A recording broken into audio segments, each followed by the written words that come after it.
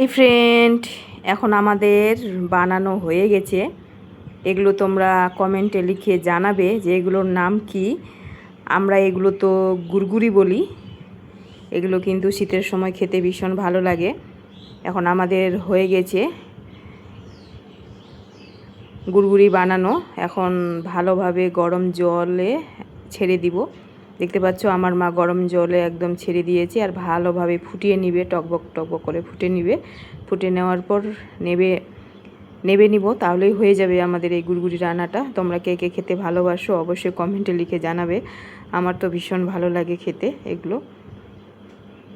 দেখতে পাচ্ছ অনেকগুলো আবার গুড় বেরিয়ে গেছে। এগুলো কিন্তু একদম চিপটা চিপটা গুড় লাগবে।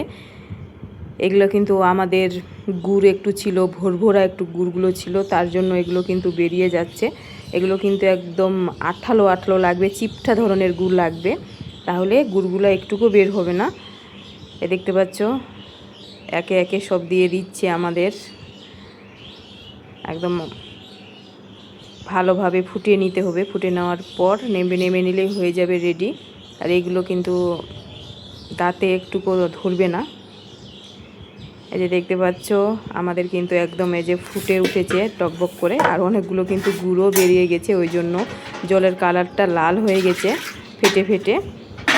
এগুলো কিন্তু গুড় বের হয় না, এগুলো কিন্তু ভোরভোরা গুড় ছিল আমাদের, ওই জন্য ঝুরঝুরে গুড় ছিল, ওই জন্য গুড়গুলো বেরিয়ে গেছে।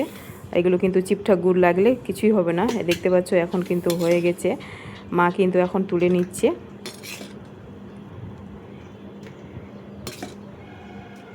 একটা একটা করে সব তুলে নিচ্ছে। তুলে নিয়ে এখন আমরা গরম গরম কিছুক্ষণ পর খেতে বসে যাব। এগুলো কিন্তু মাছ দিয়ে সবজি দিয়ে খুব খেতে ভালো লাগে, মাছের তরকারি দিয়ে। আর আমার ভিডিও তোমাদের ভালো লাগলে লাইক কমেন্ট একটু শেয়ার করে দেবেন। সবাই কিন্তু পাশে থাকবেন।